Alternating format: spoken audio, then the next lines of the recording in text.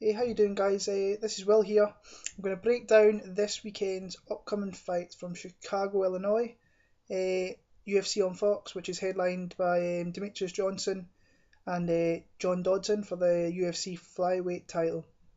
The card looks pretty decent. Some really good fights. I'm going to go all the way back to the start of the night's fights and just run through who I think will win. But really looking forward to it. A really good card coming off a okay card in Brazil last week.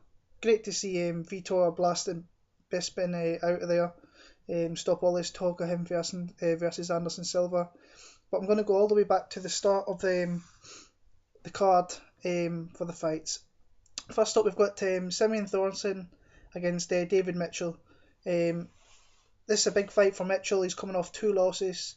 If he loses this, he's probably on his way out of the UFC. For Thorson, he lost his last fight. He got KO'd by Basinski. Won his first fight in Sweden. Tough fight for both. But I think Mitchell's going to grind out a win here somewhere and keep his UFC career alive. I reckon it'll be by decision. If not, maybe Thorson will pull out a sub win. So my pick for that one, I'm going for David Mitchell. But a good start to the night. Next up, we've got Rafael Natal against Big Darkness, I think he's called, Sean Spencer. Don't know a lot about Spencer. He's new to the UFC. So he's got a really tough fight ahead of him against Rafael Natal. So Natal's coming off, I think he got his last fight, he got KO'd against Andrew Craig. That head kick where Craig came from out of nowhere and took his head off, won the fight. This is a tough fight for Spencer, first up. So I think Natal's going to get a finish somewhere and finish this fight. I say I don't really know much about Spencer, if I'm being honest, so I'll go with Natal for that one. Next up, we've got heavyweights. Mike Russell against Sean Jordan. Now, Jordan's coming off a fucking terrible fight against Czech Congo, UFC 149, which was a horrible card to say the least. So he needs to really get out there and show what he's all about. His first fight, he was decent, but him against Czech Congo was one of the worst fights I've ever seen in my life. So yeah, he's got a really tough fight ahead of him against Mike Russell, who's coming off his first loss of his career against Fabrizio Verdum in Brazil last year.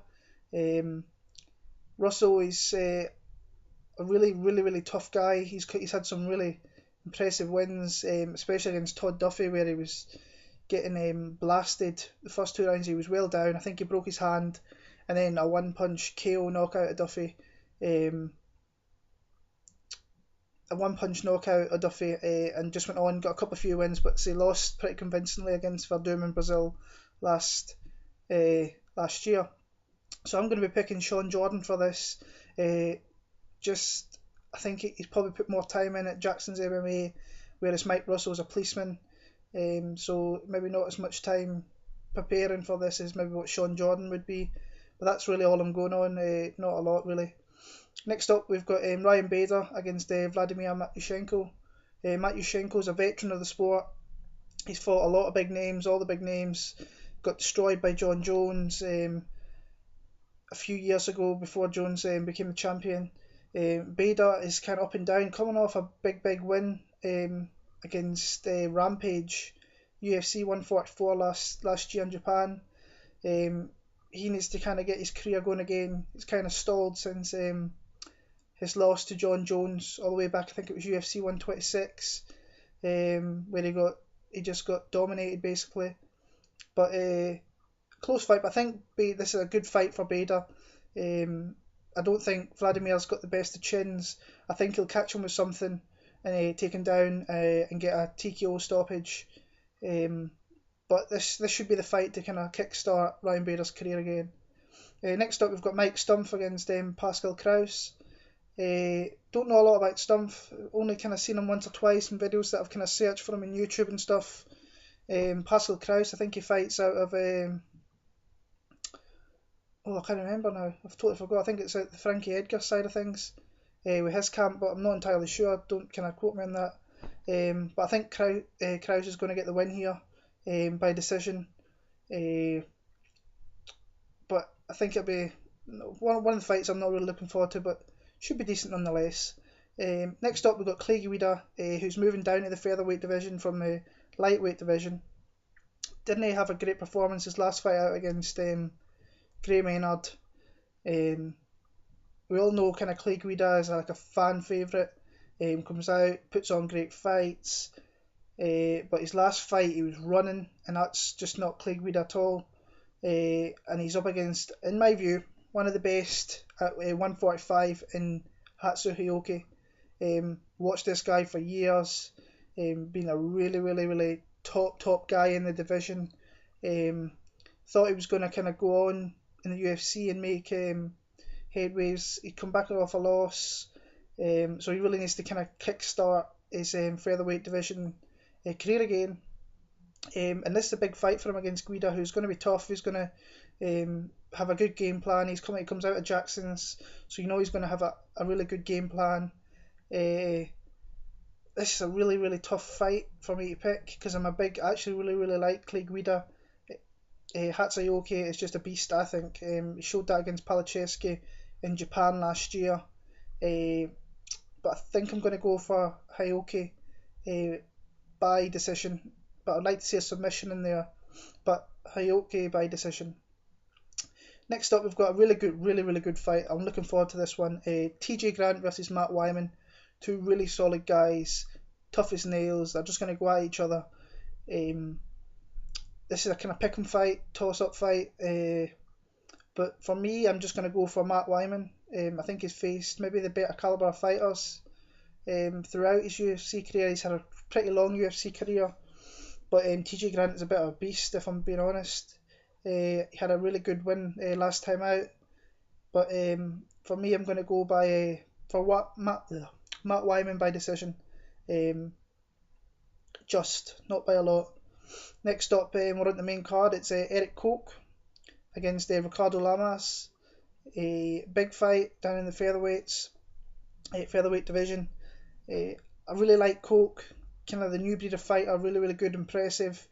Coming off, I think he was Jonathan Brookins. He beat Jonathan Brookins, and I think that was a shitty decision because Brookins beat him, in my opinion, in that fight. Lamas is coming off a big win, so this is a big fight to kind of put themselves in the featherweight division to kind of move up to face Jose Aldo. I think Koch was in line to face Aldo before he got injured and stuff like that. So yeah, I'm going to go for Eric Koch, KO second round. Next up is the fight of the night. This could go down as fight of the year. Two feared strikers, two guys who are really good off the backs. I'm so pumped for this fight.